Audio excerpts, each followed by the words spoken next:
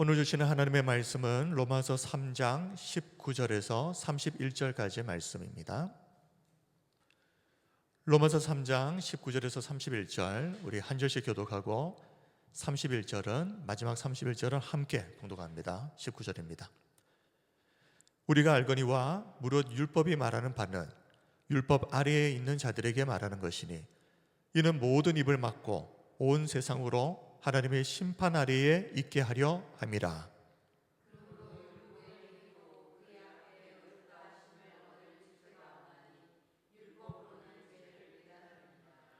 이제는 율법 외에 하나님의 한 의가 나타났으니 율법과 선지자들에게 증거를 받은 것이라.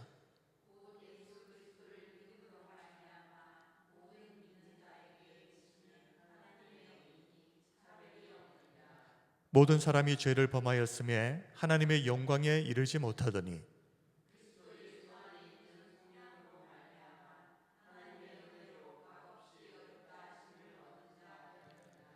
이 예수를 하나님이 그의 피로서 믿음으로 말미암는 화목 제물로 세우셨으니 이는 하나님께서 길이 참으시는 중에 전에 지은 죄를 간과하심으로 자기의 의로우심을 나타내려 하심이니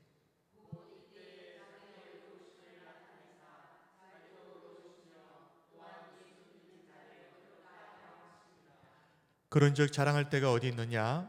있을 수가 없느니라. 무슨 법으로냐? 행위로냐? 아니라 오직 믿음의 법으로니라.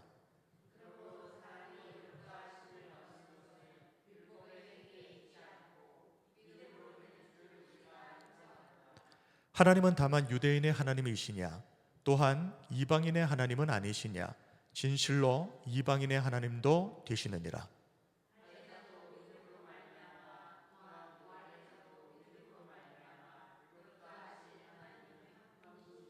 함께 하겠습니다. 그런즉 우리가 믿음으로 말미암아 율법을 파괴하느냐? 그럴 수 없느니라. 도리어 율법을 굳게 세우느니라. 아멘. 오늘은 차별이 없는 하나님의 의라는 제목으로 로마서 강의 10번째 시간을 시작하겠습니다. 22절을 보시면 바울은 하나님의 의에 대해서 언급합니다. 그리고 이 하나님의 의는 차별이 없다라고 선언하고 있습니다. 곧 예수 그리스도를 믿음으로 말미암아 모든 믿는 자에게 미치는 하나님의 의니 차별이 없느니라.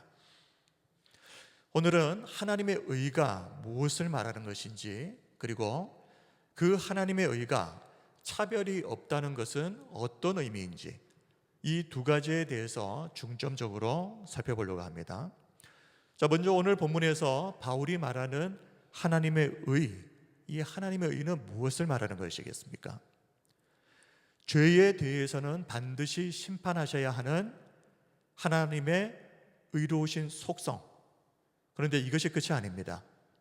그 하나님의 의로우신 속성과 함께 또 하나님께서 그리스도를 통해서 그리스도를 믿는 자마다 이 죄인을 의롭다고 하시는 그 구원의 방식도 어떻다고요?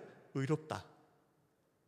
하나님이 의로우신 분이시고 하나님이 구원을 이루어 가시는 그 방식도 의롭다 하는 것을 의미하는 것이 바로 오늘 본문에서 사도 바울이 말하는 하나님의 의의 개념입니다. 죄는 대충 묵인하고 방임하는 방식으로는 절대 해결되지 않습니다. 이 죄에 대해서는 반드시 정확하게 죄를 지은 만큼 모든 죄에 대한 대가가 치러져야 됩니다. 죄를 지었으면 죄의 값을 치러야 해결이 되는 것입니다. 그런 점에서 하나님은 인간이 치러야 할 이 죄의 대가를 어떻게 지불하셨습니까? 예수님의 십자가를 통해서 대신 인간을 대신해서 정확하게 모두 지불하십니다. 그래서 하나님의 의를 이루시는 것입니다. 그냥 죄 없다 해주겠다 하고 그냥 대충 그렇게 넘어가서는 하나님의 의가 이루어질 수 없습니다. 하나님은 그 죄의 대가를 예수 그리스도를 통해서 정확하게 다 결산하셨기 때문에 하나님의 의가 이루어지는 것입니다. 그리고 하나님의 의를 이루기 위해서는 앞에서 말씀드린 것처럼 하나님께서 이루어 가시는 그 구원의 방식도 의로워야 되죠. 그런데 의로우려면 단순히 방식만 의로워서는 안 되고 누구에게나 차별 없이 이 구원의 방식이 공평하게 적용되어야 됩니다. 공평한 방식이 무엇인가? 하나님이 제시하신 구원의 공평한 방식, 바로 믿음을 통해서 구원받게 하시는 것입니다. 믿음이 가장 공평한 구원의 방법인 이유는 우리가 반대로 생각해 보면 쉽게 이해할 수가 있을 것 같습니다. 예를 들어서 구원의 조건이 믿음이 아니라 재물, 지위, 지식 이런 것이라면 이것이 과연 공평한 구원의 방법이 될 수 있는가? 이것을 우리가 생각해 보는 겁니다. 날 때부터 부잣집에서 태어난 사람이 있죠. 그리고 날 때부터 머리가 또 좋은 사람이 있습니다. 이런 것들을 생각하면 재물, 지위, 그리고 지식 같은 것들은 절대 공평한 구원의 방법이 될 수가 없습니다. 어떤 사람에게는 차별이 되어버리는 겁니다. 날 때부터 가난한 집에서 태어난 사람에게는 몇 배로 더 힘들어지는 것이죠. 그러나 믿음은 모든 사람에게 공평한 하나님의 구원의 방법입니다. 재물이 없어도 믿을 수 있습니다. 많이 배우지 않아도, 높은 자리에 올라가지 않아도 믿는 것은 할 수 있는 겁니다. 그래서 하나님은 예수님을 믿는 이 믿음을 구원의 유일하고도 가장 공평한 방식으로 정하신 것입니다. 지금부터 이제 오늘 본문 한 구절 한 구절씩 살펴보면서 차별이 없는 이 하나님의 의에 대해서 우리 자세하게 살펴보겠습니다. 19절입니다. 우리가 알거니와 무릇 율법이 말하는 바는 율법 아래에 있는 자들에게 말하는 것이니 이는 모든 입을 막고 온 세상으로 하나님의 심판 아래에 있게 하려 함이라. 바울은 우리가 알고 있다라고 말합니다. 무엇을 알고 있다라는 것입니까? 하나님께서 우리에게 왜 율법을 주셨는가? 율법을 주신 그 목적, 그 이유를 안다는 것입니다. 바울은 하나님께서 율법을 주신 이유가 두 가지라고 이야기합니다. 첫 번째, 모든 입을 막고, 두 번째, 온 세상으로 하나님의 심판 아래 있게 하려 함이라. 이 말씀을 통해서 우리는 율법을 우리가 행함으로 스스로 구원을 얻을 수 있는 능력이 있기 때문에 하나님이 율법을 주신 것이 아니라 오히려 반대입니다. 행위로 자신의 의를 주장하는 순간 그 사람은 영원히 구원받을 수 없습니다. 그러므로 이렇게 행위로 자신의 의를 주장하려고 하는 모든 사람의 교만한 입을 막아야 구원이 시작되는 겁니다. 그 교만한 사람들의 입을 막고, 그리고 온 세상으로 하나님의 심판 아래에 있도록 하기 위해서 하나님이 율법을 주셨다. 20절에 그러므로 율법의 행위로 그의 앞에 의롭다 하심을 얻을 육체가 없나니 율법으로는 죄를 깨달음이니라. 이것이 바로 하나님께서 우리에게 율법을 주신 목적, 이유, 그리고 율법의 기능입니다. 20절은 율법의 목적에 대해서 자세하게 설명하는데, 먼저 이 세상에 율법의 행위로 하나님 앞에서 의롭다 하심을 얻을 수 있는 육체는 유대인을 포함해서입니다. 유대인을 포함해서 단 한 사람도 없다는 것. 그리고 그러므로 애초부터 하나님이 율법을 주신 이유는 율법을 지켜서 스스로 구원을 이루라가 아니라 율법을 통해서 우리가 죄인이라는 사실을 분명하게 깨닫게 하기 위해서 이 율법을 주신 것이다. 지금 바울은 그 말을 하고 있는 겁니다. 그리고 21절을 보면 바울은 하나님의 율법 외에 또 다른 것을 주셨다라고 말씀하죠. 이제는 율법 외에 하나님의 한 의가 나타났으니, 율법 외에 하나님의 한 의, 그러니까 율법이 아닌 다른 하나님의 의, 그 의가 나타났는데 율법과 선지자들에게 증거를 받은 것이라. 율법 외에 하나님의 의. 자, 오늘 우리가 읽고 있는 한글 개역 개정 성경에는 없지만 헬라 원문을 보시게 되면 로마서 3장 21절 말씀 제일 앞에, 이제는 앞에 그러나라고 하는 접속사가 있습니다. 원래는 있습니다. 그러나 이제는, 율법 외에 하나님의 한 의가 나타났다. 하나님께서 죄를 깨닫게 하시기 위해서 율법을 주셨지만 그러나 하나님께서 율법만 주신 것이 아니라는 겁니다. 또 다른 하나님의 의가 있다는 겁니다. 율법 외에 또 다른 하나님의 의. 그런데 또 다른 하나님의 의라고 하니까 우리가 율법하고는 전혀 상관없는 것인가? 그게 아닙니다. 율법과 전혀 상관없는 것이 아니라 오히려 율법과 선지자들로부터 증거를 받은 또 다른 하나님의 의를 주셨다. 그것이 뭐냐? 22절입니다. 곧 예수 그리스도를 믿음으로 말미암아 모든 믿는 자에게 미치는 하나님의 의니 차별이 없느니라. 바울이 말하는 하나님의 다른 의, 율법이 아닌 하나님의 다른 의는 율법을 행함으로 스스로 의롭다함을 받는 것이 아니라 예수님을 믿는 믿음으로 말미암아 이제는 어떻게 되는 것입니까? 율법은 지켜야 되는 겁니다. 그러니까 율법에 있어서는 주도성이 나에게 있는 겁니다. 내가 지켜야 되는 겁니다. 그런데 또 다른 하나님의 의는 예수님을 믿는 믿음으로 말미암아 하나님의 의가 나에게 임하는 것입니다. 전혀 다른 방식의 하나님의 의입니다. 율법과 비교를 했을 때는 그 방식에 있어서. 그리고 예수님을 믿는 믿음으로 말미암아 모든 믿는 자에게 미치는 이 하나님의 의는 또 한 가지 특징이 있는데 누구에게도 차별이 없는 공평한 하나님의 구원의 방식을 보여줍니다. 앞에서 말씀드린 왜 믿음이 가장 공평한 방식인가? 앞에서 설명을 드렸습니다. 23절을 보시면 모든 사람이 죄를 범하였음에 하나님의 영광에 이르지 못하더니, 바울은 23절에서 모든 사람이 죄를 범했다, 죄인이다 라고 선언합니다.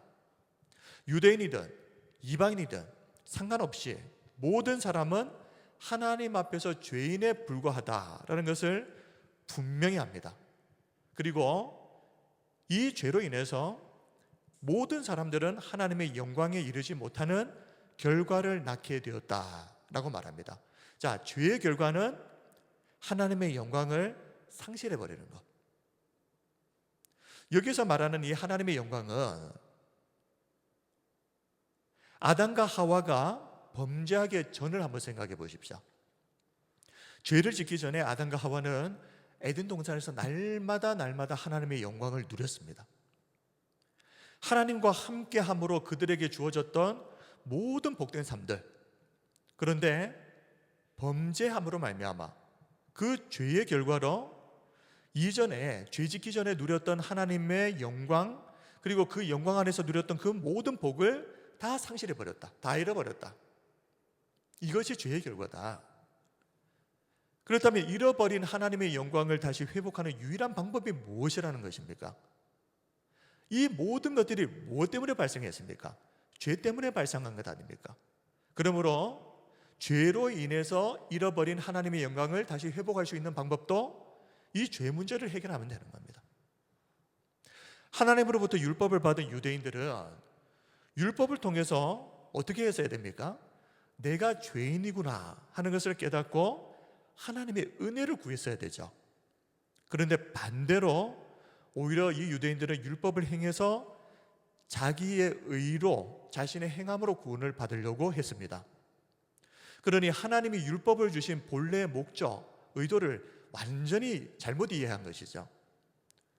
그러나 앞에서 밝힌 것처럼 율법의 행함으로 의롭다함을 받을 수 있는 사람은 이 세상에 단 한 사람도 없다라는 것이 현실입니다. 만약 율법을 행함으로 구원을 받으려고 하면 두 가지 조건을 만족시켜야 됩니다. 첫 번째는 율법을 지키되 하나도 빠짐없이 다 지켜야 된다는 것. 두 번째, 한 번만 지켜서 끝나는 것이 아닙니다. 살면서 단 한 번도 율법을 어기면 안 됩니다. 30년, 40년을 율법 하나도 안 어기고 다 지켰다고 할지라도 마지막에 한 번 어겨버리면 다 무효가 되어버립니다. 그러므로 이런 조건을 만족시킬 수 있는 사람은 단 한 사람도 있을 수가 없는 겁니다. 현실적으로.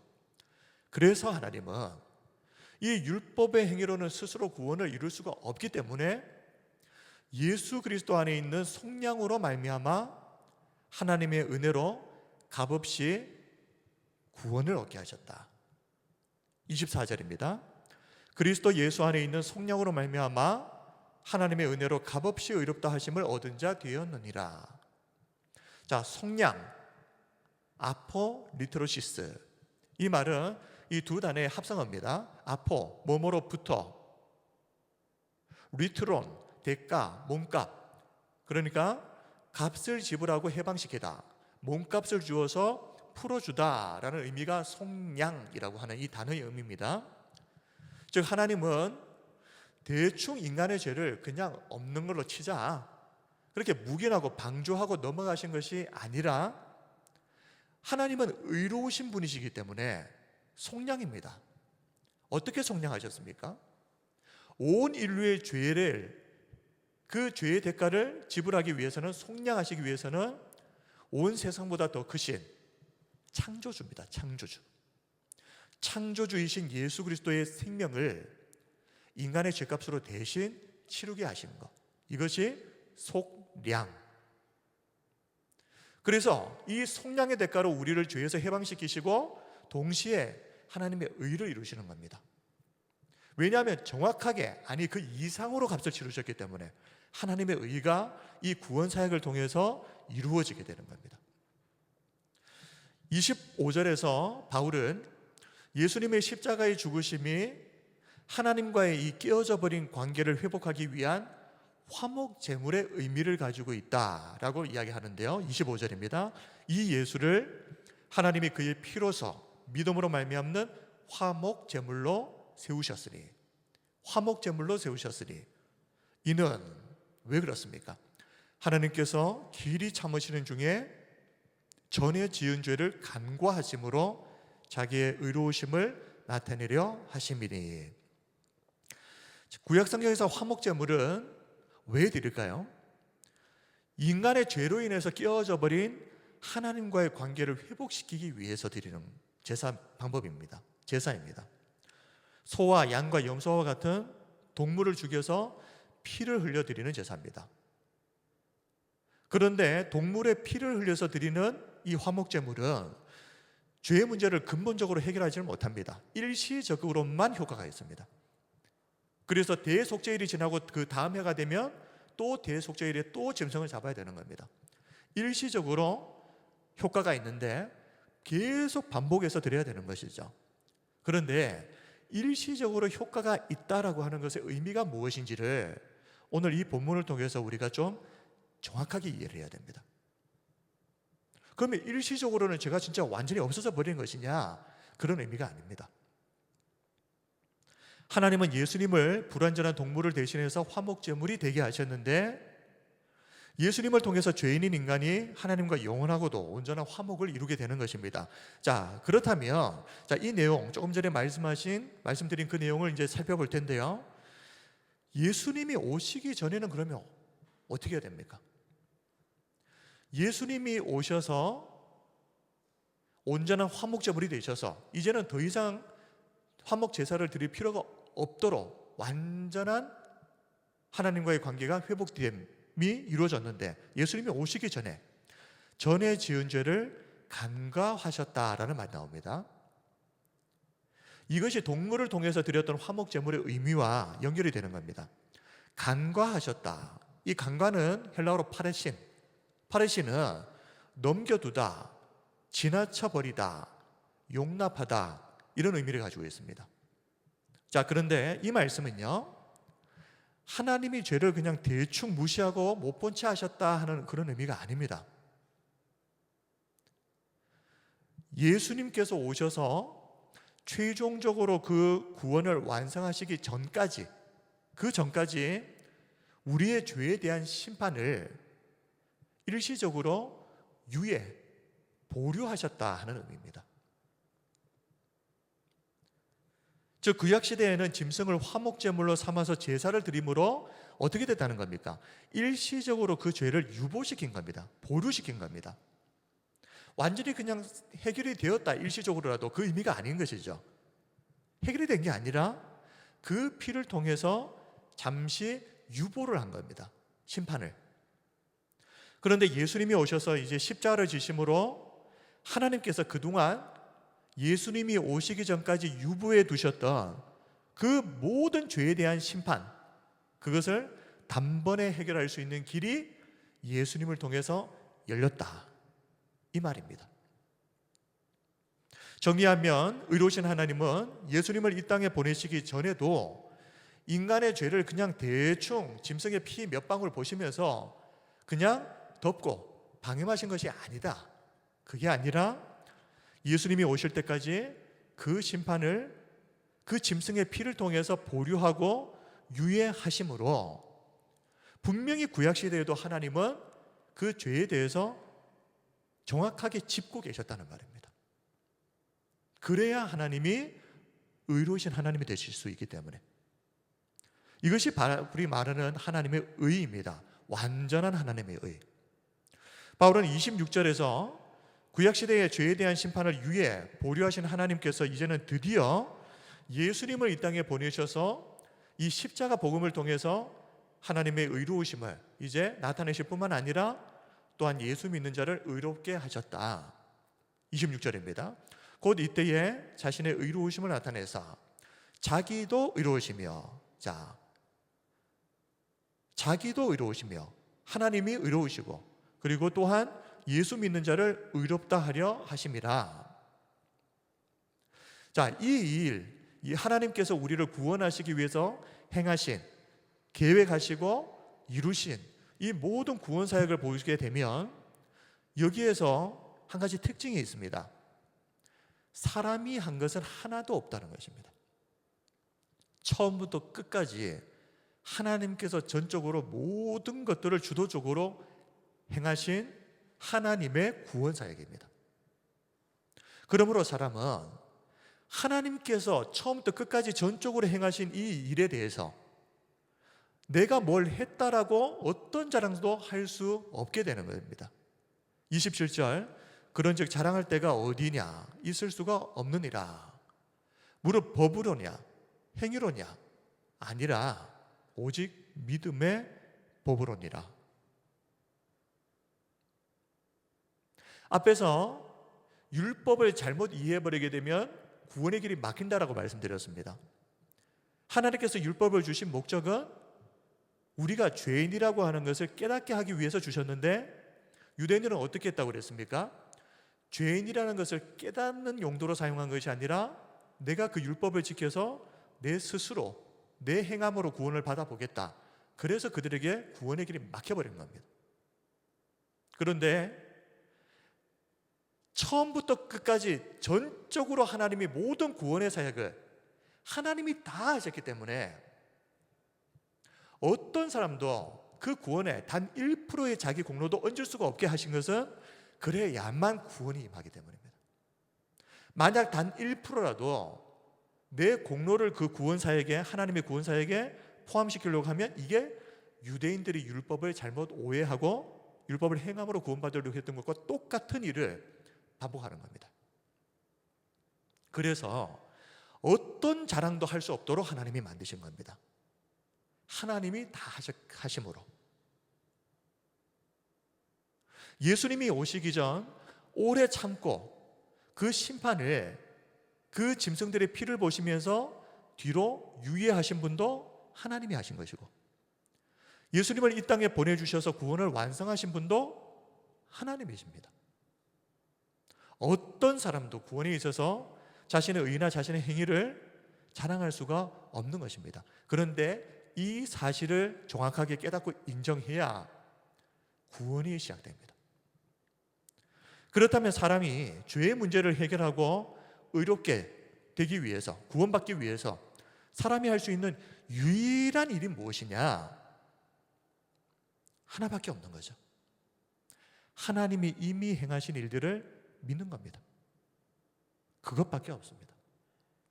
구원을 위해서 사람이 할 수 있는 일이라고는 하나님이 이미 다 이루어 놓으신 일, 그것을 우리가 복음이라고 하고, 이 복음을 믿는 것밖에 없는 겁니다. 28절, 그러므로 사람이 의롭다 하심을 얻는 것은 율법의 행위에 있지 않고 믿음으로 되는 줄 우리가 인정하노라. 인정하노라. 구원을 받기 위해서 우리는 먼저 내가 죄인이라는 사실과 함께 사람이 의롭게 되는 유일한 길은 오직 믿음밖에는 없다라고 하는 사실을 인정해야 됩니다. 인정하노라. 그런데 유대인들의 입장에서 이 사실을 인정한다는 것이 정말 어려운 일이었습니다. 왜 그렇습니까? 이전까지 유대인들은 자신들이 하나님의 말씀을 맡았고, 그리고 육체의 할례를 통해서 우리가 하나님의 선택받은 백성이라는 표식을 가진 자다, 이렇게 주장하면서 차별성을 강조했습니다. 이방인들과 우리는 같지 않다, 우리는 다르다. 마치 하나님께서는 온 세상 모든 사람이 다 죄인이라고 선언하시는데 유대인들은 우리는 다르다, 이렇게 생각한 겁니다. 세상의 모든 사람들이 죄인이지, 맞지, 그런데 우리는 아니다라는 말입니다. 우리가 누굽니까? 유대인들은 자기 스스로를 하나님을 맡은 사람, 하나님의 그 말씀을 맡은 자, 그리고 우리 육체에는 하나님 백성이라고 하는 육체의 흔적이 있다, 할례, 이것을 가지고 우리는 다르다라고 생각했습니다. 그리고 하나님은 오직 유대인만의 하나님이라고 생각했습니다. 그런데 인간 구원이 율법의 행함으로 되지 않는다라는 것을 인정하게 되면 어떻게 됩니까? 유대인들은 더 이상 이제 이방인들에 대해서 어떤 우월함도 주장할 수가 없는 겁니다. 똑같은 죄인이 되어버리는 겁니다. 이전까지는 우리는 다르다, 우리는 우월하다 라고 주장해 왔는데, 율법과 할례를 가지고 그것을 근거로 주장해 왔는데, 오히려 율법을 통해서 너희들도 죄인이라고 하는 것이 인정되어 버리는 겁니다. 하나님 앞에서 똑같은 죄인 중에 한 사람일 뿐이다. 이전에는 그런 생각을 한 적이 없는데 갑자기 사도 바울과 또 여러 사도들을 통해서 전해진 복음을 통해서 이것을 인정해야만 되는 상황에 놓이게 된 겁니다. 그러니 쉽지 않은 거죠. 그러나 이 사실을 인정해야만 예수님을 믿고 구원받을 수가 있습니다. 여전히 율법의 행위를 고집하는 이상 그들은 절대 예수님을 믿을 수가 없습니다. 그래서 교회에 처음 오시는 분들에게 복음을 전하고 또 확인하는 것이, 가장 먼저 확인하는 것이 뭐겠습니까? 제가 당신은 죄인입니다라는 이야기부터 하는 겁니다. 이 사실에 대해서 완전하게 인정하지 못하는 순간 그 다음 단계는 있을 수가 없기 때문에 그렇습니다. 내가 죄인이라는 것을 인정하지도 않는데 왜 예수님 믿어야 됩니까? 나는 죄인이 아닌데, 가만히 그냥 살다가 죽으면 당연히 천국 가야 될 의인이라고 생각했는데, 그래서 첫 질문이 당신은 죄인입니다. 그리고 이 사실을 인정해야만 그 다음 단계가 시작됩니다. 바울은 29절 30절에서 할례를 받은 유대인이나 할례를 받지 못한 이방인이나 구원을 받을 수 있는 유일한 길은 오직 예수 그리스도를 믿는 것밖에는 없다라는 것을 다시 한번 강조합니다. 29절 30절을 다시 한번 함께 읽겠습니다. 시작. 하나님은 다만 유대인의 하나님이시냐, 또한 이방인의 하나님은 아니시냐, 진실로 이방인의 하나님도 되시느니라.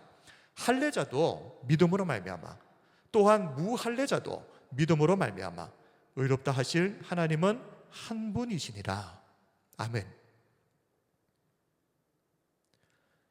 앞에서도 잠시 언급했지만 유대인들은 하나님은 우리 하나님이야, 이방인들의 하나님이 아니야. 근데 바울은 뭐라고 이야기합니까? 하나님은 이방인의 하나님도 되신다.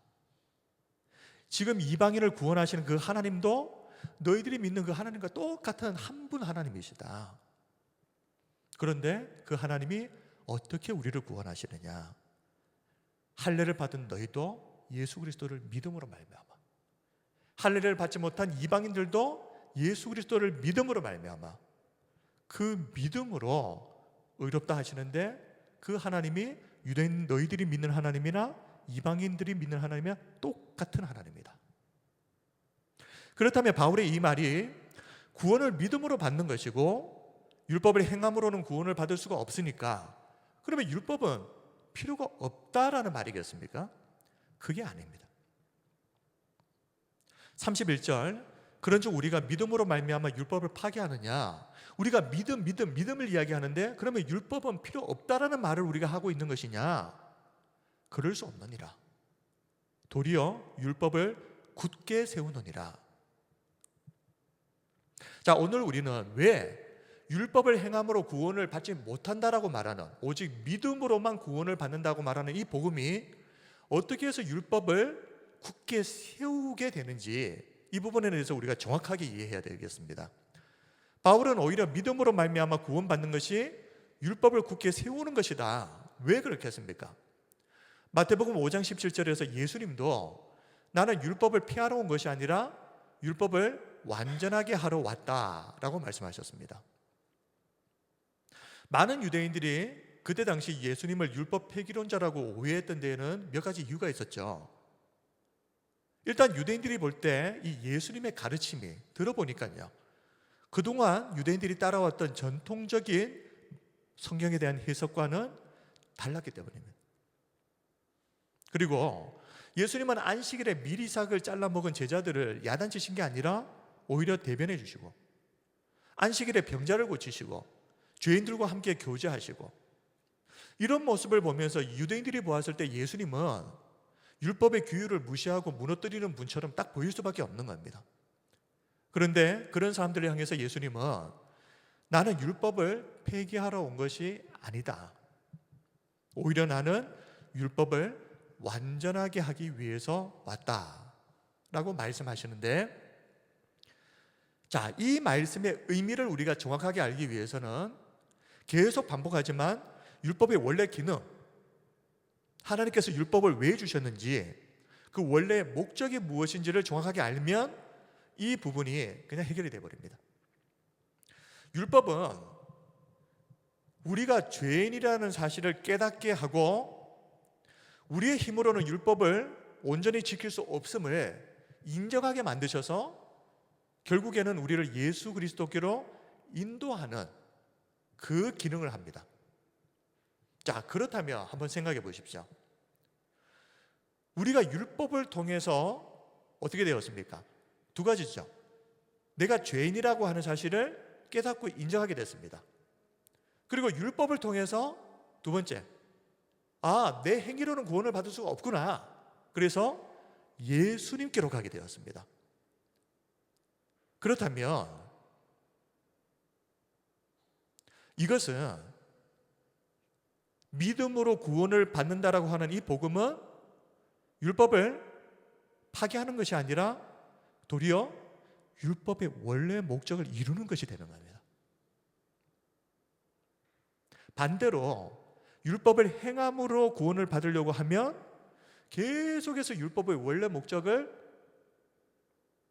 어기는 것이 되어버리고, 오히려 율법을 행하지 못한다라는 것을, 율법을 다 온전히 지킬 수 없다라는 것을 율법을 통해서 우리가 인정하게 될 때, 깨닫게 될 때, 오히려 우리가 예수님을 믿게 되면서 하나님이 원래 율법을 주셨던 그 목적이 이루어져 버리는 겁니다. 이것이 예수님께서 말씀하신, 우리 사도 바울이 말한 율법을 폐기하려고 하는 것이 아니라 율법을 온전히 이루는 것이 바로 복음이다라는 그 말씀의 의미입니다.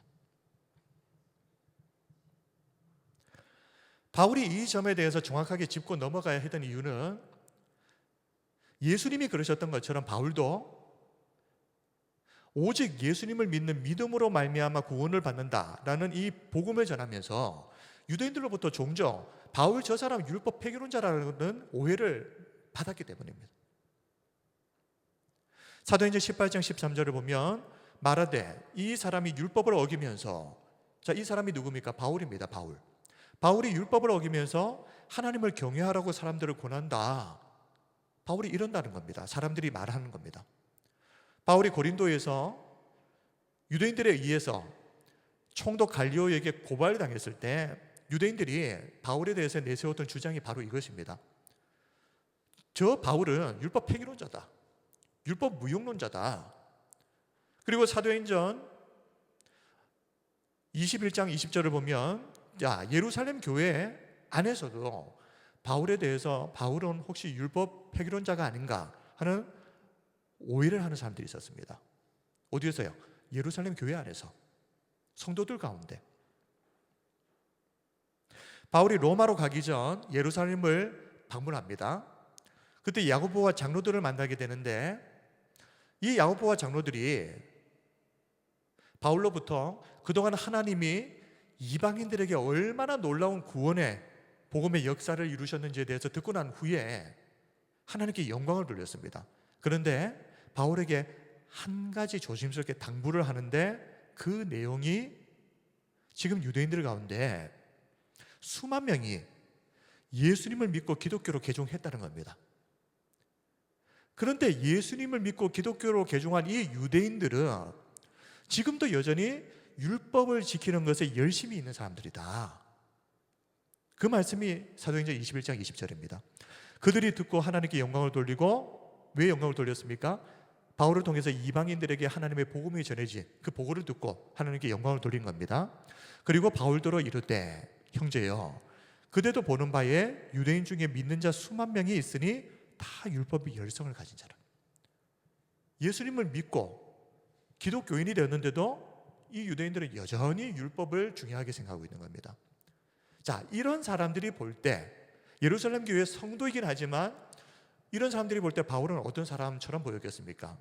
사도행전 21장 21절, 네가 이방에 있는 모든 유대인을 가르치되 모세를 배반하고 아들들에게 할례를 행하지 말고 또 관습을 지키지 말라 한다 함을 그들이 들었도다.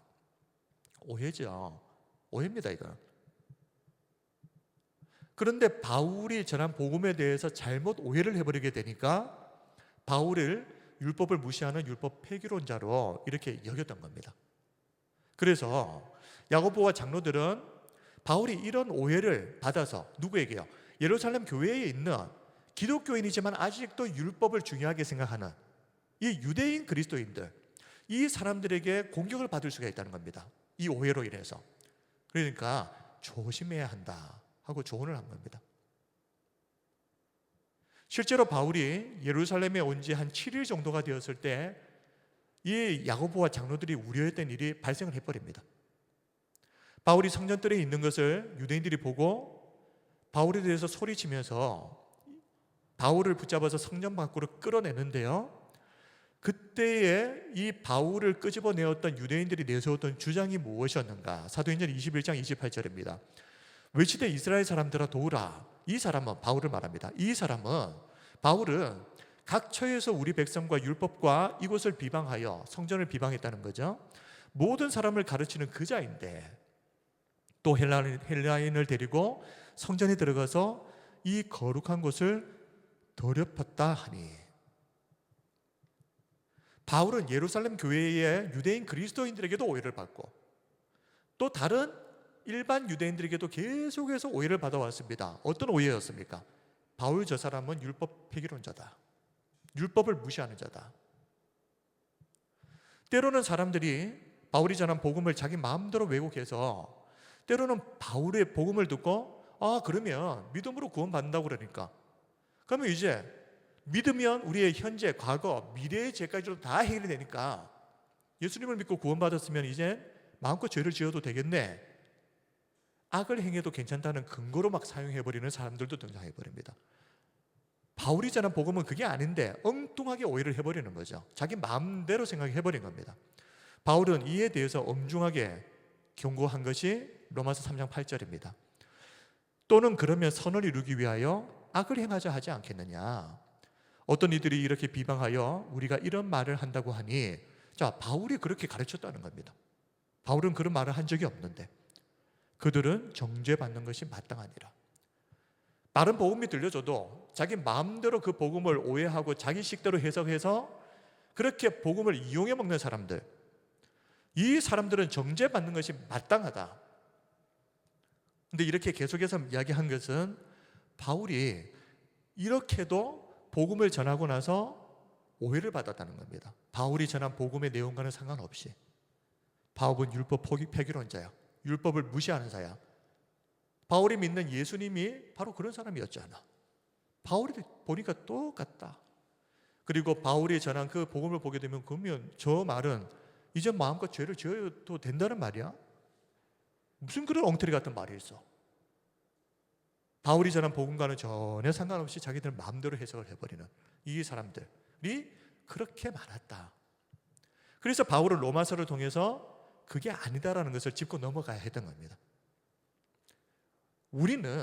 나는 율법 폐기론자가 아니다라는 말입니다.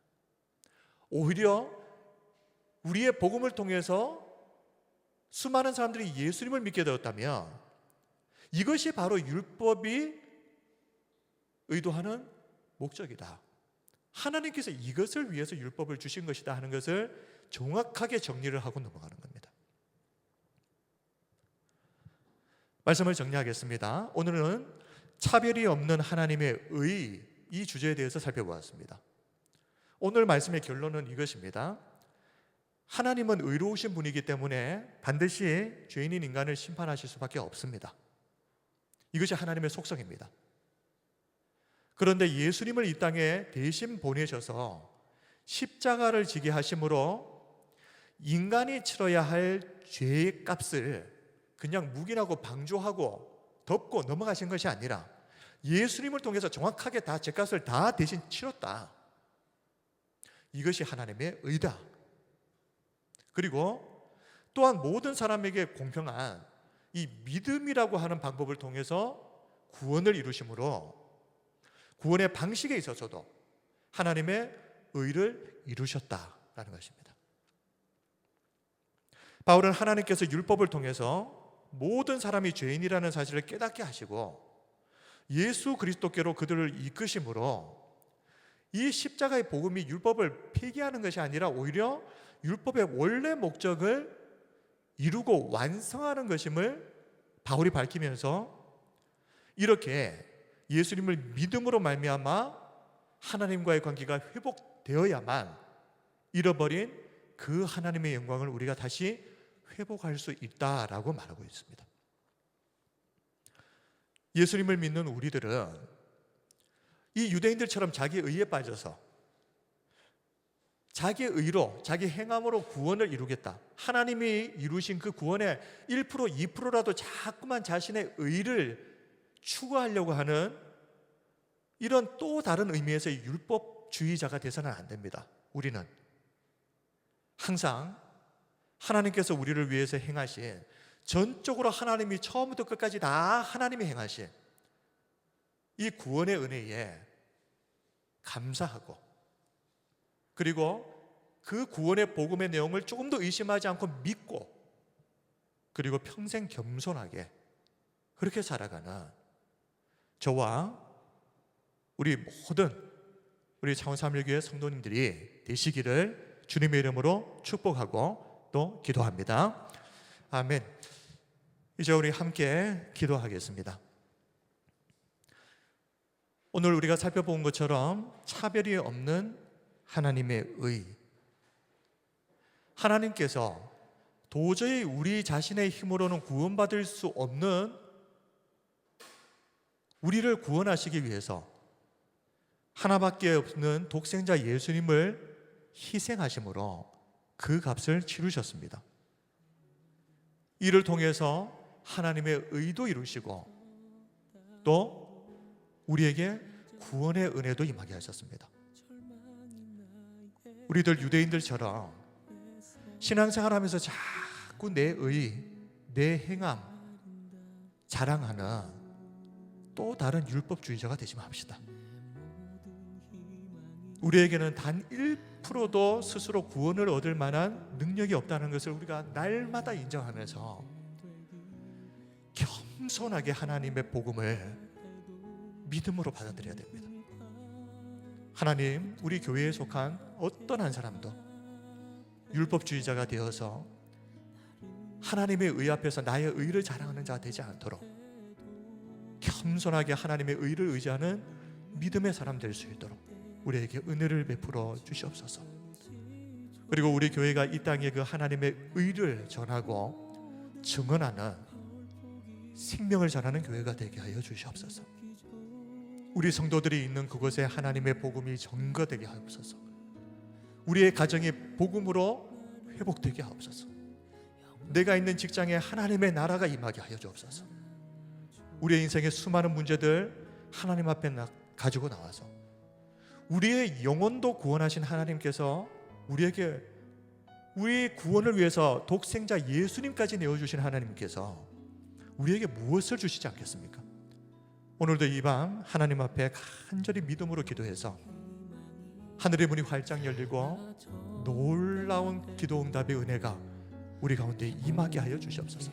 이제 우리 통성으로 함께 기도하겠습니다. 은혜와 사랑이 풍성하신 우리 하나님 아버지,